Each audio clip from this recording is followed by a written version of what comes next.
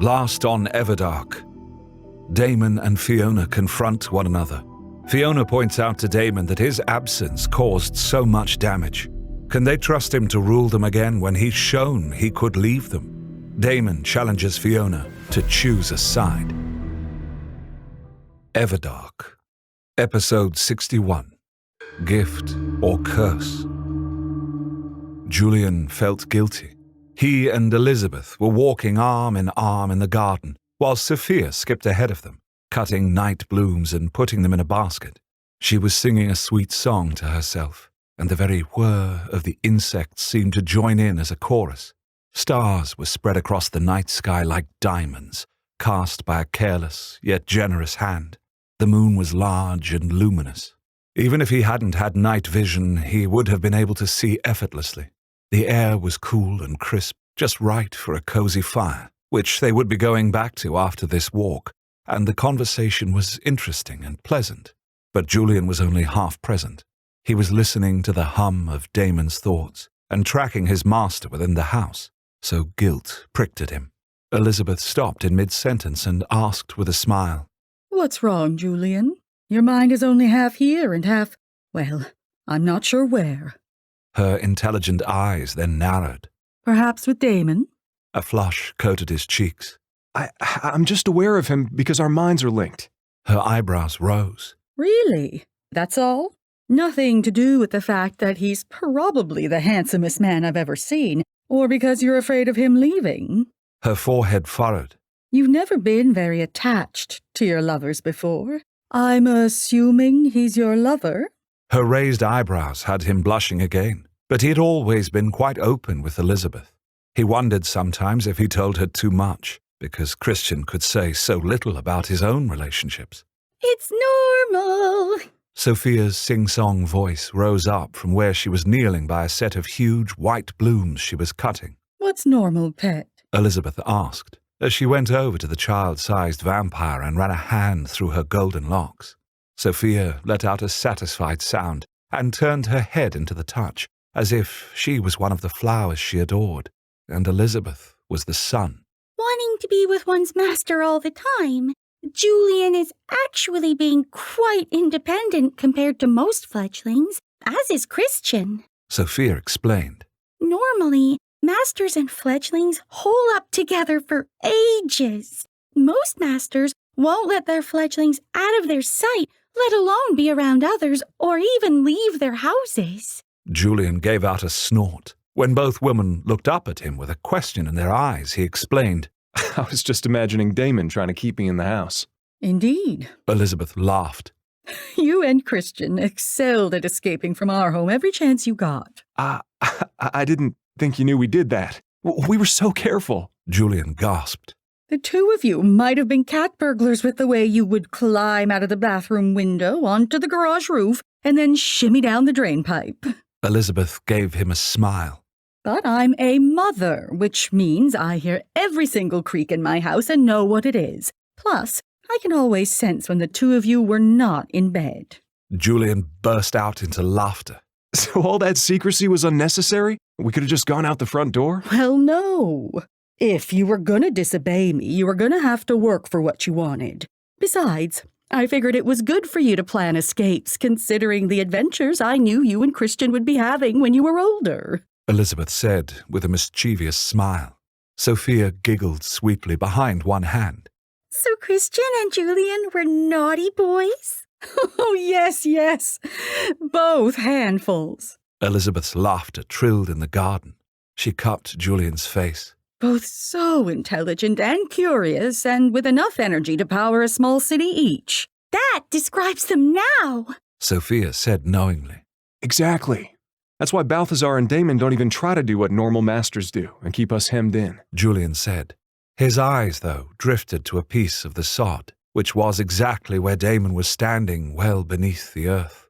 He could hear his master's heartbeat, and the urge to lay his ear against that powerful chest, close his eyes, and just listen to the steady thump, thump, thump was almost overwhelming. He swallowed thickly and curled his fingers against his palms. "No, neither of them will, though they will always be near, so don't worry," Sophia said knowingly. Julian blushed for the third time that night, but this time he wasn't sure exactly why.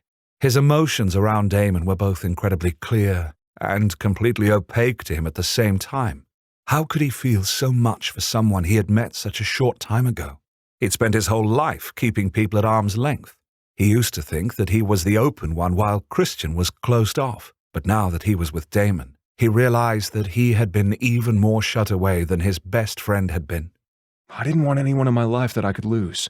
Better not to care about them from the get-go, and I wouldn't be risking anything when they went. But now, Damon means more than any of those people ever could, and he's in danger from Callie. Sophia got up from her flower picking and proceeded ahead of them again, looking for more blooms to add to her basket, and giving them the semblance of privacy. Julian knew that Sophia could hear every word they spoke, not to mention the whoosh of blood in Elizabeth's veins. He was grateful to her, though, for giving them a moment together. Ever since his mother had died, he'd often turned to Elizabeth with questions that he could not answer by himself, but he was worried about telling her his feelings around Damon. She already had such distrust of vampires, though it seemed to have dimmed slightly since the dinner party that had gone wrong. He wondered if Balthazar would ever get over that. He'd tried so very hard. He'd heard Balthazar muttering about at least there being leftovers for the Thorns to eat. Something is bothering you, Julian. What is it? Elizabeth prodded slightly. You know when you realize something about yourself, something that you had thought the exact opposite thing about, and how that can totally upend things for you? Julian asked her. She let out a small laugh. Like finding out that vampires are real? He let out a huff of laughter himself. Not quite the same thing. Unless you defined yourself by believing that vampires weren't real before. Curiously, I was wondering if I did. Their very existence opens up questions that I had thought answered, at least for myself. She admitted, her expression going thoughtful. Julian was drawn out of his own concerns and asked her, What questions?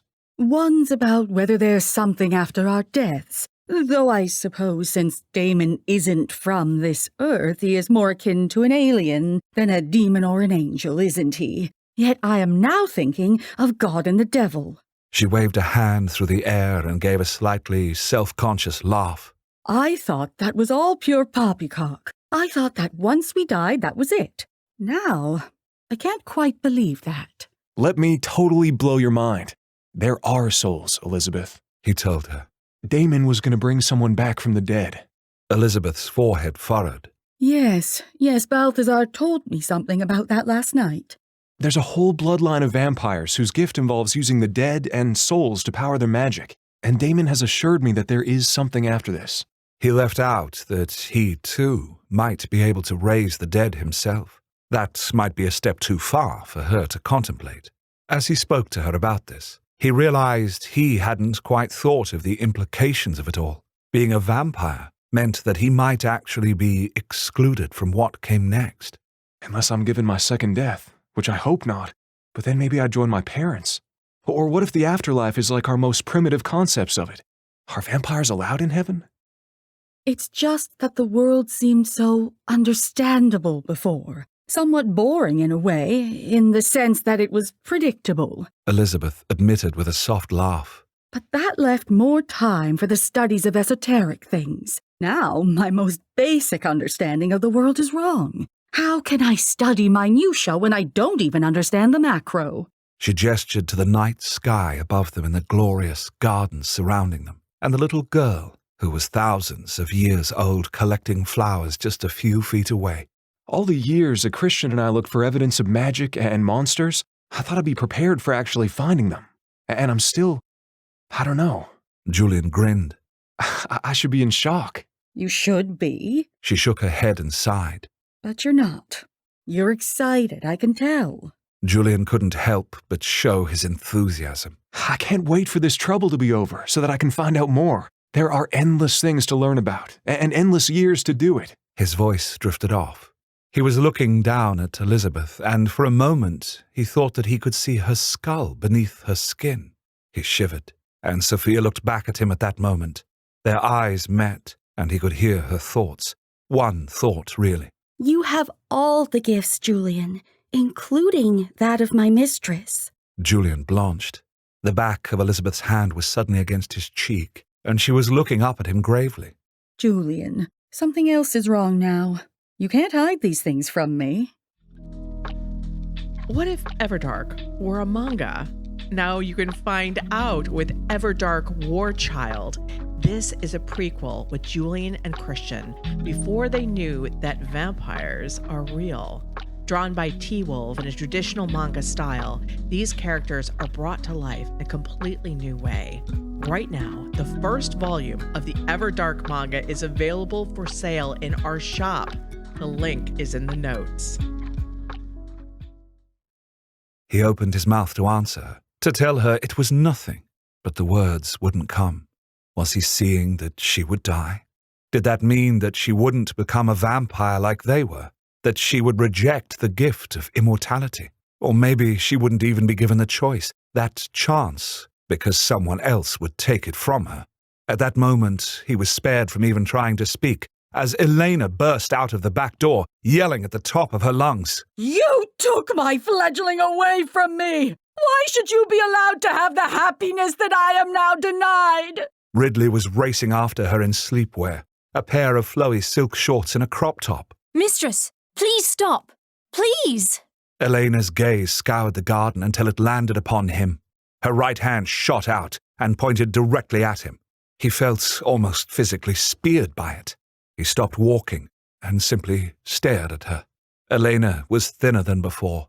Her face was gaunt in a way that reminded him of a living skeleton with skin pulled too tightly over the bones. Is that the woman who lost her fledgling? Elizabeth asked, drawing near to him. Yes. Julian stepped in front of Elizabeth and called, Sophia, protect Elizabeth, please. Of course, but masters are always near in times of trouble. Sophia said, but a quick glance behind him showed that Sophia was directly by Elizabeth's side. She'd put down her basket of flowers so that both of her hands were free. Julian turned back, his attention fully on the furious vampire approaching him. She was so weak, she'd stumbled on the stone path. He could smell her blood when she skinned her knee. She shouldn't have been hurt, and even if she had been by such a minor fall, she should have been healed immediately. But she hadn't. She was starving. You are the cause of my Heath's second death, Elena cried, spittle coating her lips. Ridley put her hands on her mistress's upper arms and tried to hold her, but with a sudden burst of unnatural strength, Elena burst away from her and towards Julian. He had faced many people in fights, in darkened alleys, on rooftops and in questionable watering holes, so Julian wasn't afraid of fighting. But he didn't want to fight Elena. He didn't want to hurt her. She was starving and out of her mind. Mistress, no! Ridley cried. She'd fallen back, but quickly jumped to her feet and was grabbing at her mistress again. Elena, Julian said. Elena, you should go inside with Ridley. You're not well. Not well? Elena let out a shrill laugh. Yo! One of her hands flew towards him, but where there had been empty air before between them was suddenly filled. Damon caught her wrist. Fiona took both of Elena's arms in hers and held her in place. Both of them had teleported together. Elena. Damon's voice was low and seemingly calm, but Julian knew he wasn't. That deadly calm had settled on his master, and he already knew Damon well enough to understand this was when he was most frightening. Julian reached for Damon's mind, but the vampire king's thoughts were close to him, other than a wave of love and affection for him, but also a firmness. I wish you to go inside, Julian, Damon said. It wasn't quite an order, but Julian felt the command in it. Take Elizabeth and go inside. Julian swallowed and fought it. He stepped around so that Damon could see him. I'm fine, Damon. She didn't hurt me. She didn't even touch me once. She's just upset and hungry and tired. His master's red, glowing gaze did not, however, leave Elena. Julian reached out for Damon's mind, a caress at a closed door. He felt another wave of love, but the door stayed shut. He's really angry. Beyond angry.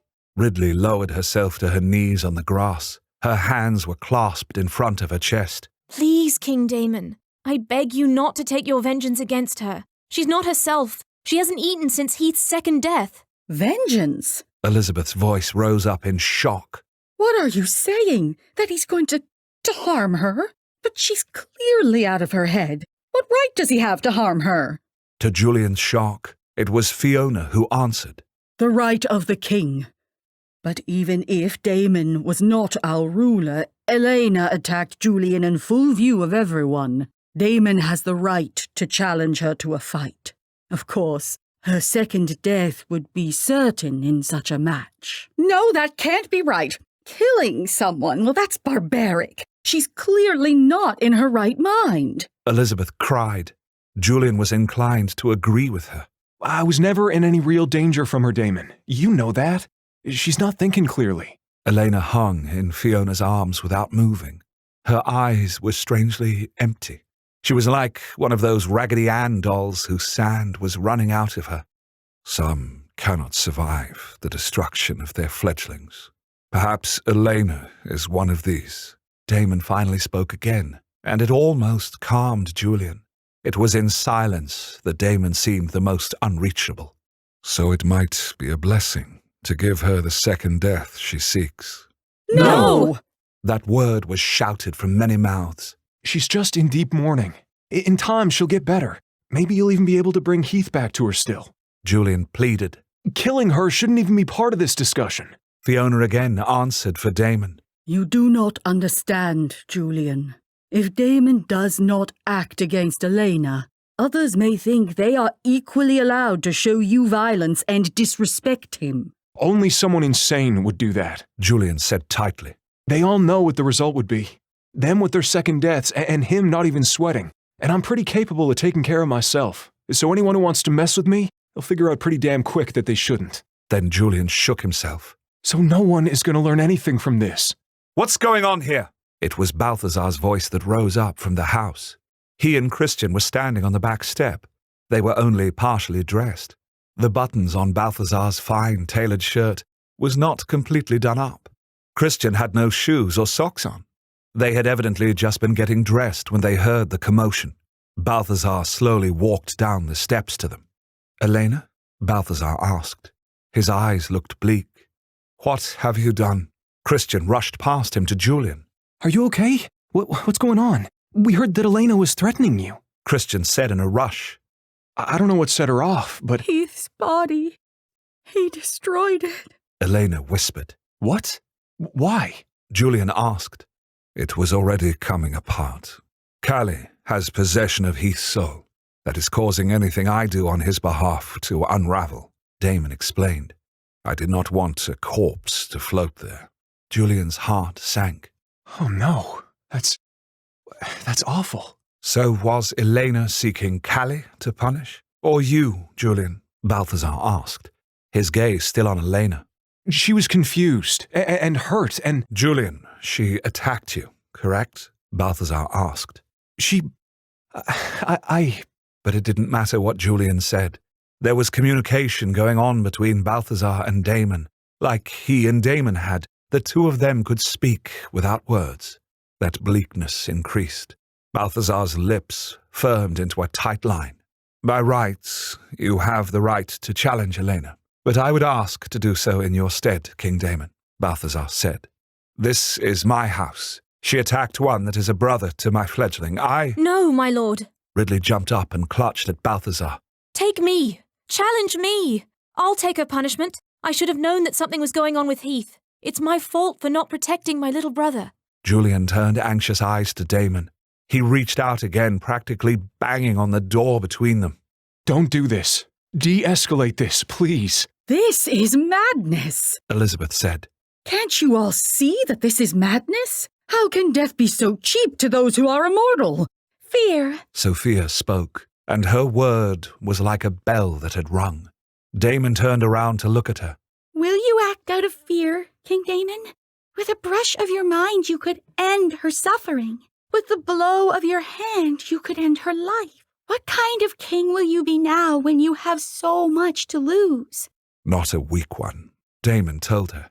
Weakness would be acting as if she had been some kind of threat to Julian. Elizabeth cried as she gestured to the sagging Elena. Weakness would be striking down someone who is mentally ill. As Julian's second mother, I can tell you that if anyone were to hurt him, I would rip their throat out. But this woman, well, There's no danger from her, surely. Damon, please don't do this. Julian pleaded. He saw that his master's eyes shifted to him for a moment. I know you don't want me to interfere in this. I can feel it, even though your mind is shut to me right now. But I really couldn't... I couldn't accept this kind of protection. Christian laced his fingers through Julian's and held on tight. He too looked between Balthazar and Damon as they conferred once more without words. It was Balthazar who spoke. King Damon has granted Elena a dispensation for this vile act, but her mind will be altered. The words hung heavy in the air like frost on winter's morning. Elizabeth let out a gasp. All this talk of magic, and she couldn't quite believe the power that these vampires wielded. Balthazar turned towards her and gave her a soft, sad smile. "Don't worry, Elizabeth. She won't remember a thing," Balthazar told her with no uncertainty in his voice. "She'll be happy again." No mother can forget a child, Elizabeth said hoarsely. Again, that sad, flickering smile crossed Balthazar's handsome features. "She will only remember what I allow her to. That is my gift." Elizabeth shook her head. That sounds more like a curse. Balthazar said nothing, but there was something in his eyes that said he felt that too. Join us next time for episode 62, Walk on the Beach. What else has T-Wolf drawn for us? The cute and sexy Werewolf Next Door manga. This is a standalone sextra, as we call it, that we did just because we can. It's 177 pages, and 100 of them are considered unpublishable 18-plus material by Amazon. So we can't sell it there, which is why we have our own shop. The Everdark prequel manga is serious business, but the Werewolf Next Door manga is just for fun. Check that out too. Link in the notes. The Everdark podcast by Ex Aratare is performed by Edward Fox, Adam Riley, Jay Thillis, Bruno Devant, Kelly Michaels, and Hannah Hart, with Liz Gentle as Seer. Edited by Matthew Prince, continuity by Adrielle Wiggins. Everdark is produced by Wraith Rain Publishing in association with Her Grace Reed Studios. Copyright 2022 by Wraith Rain Publishing.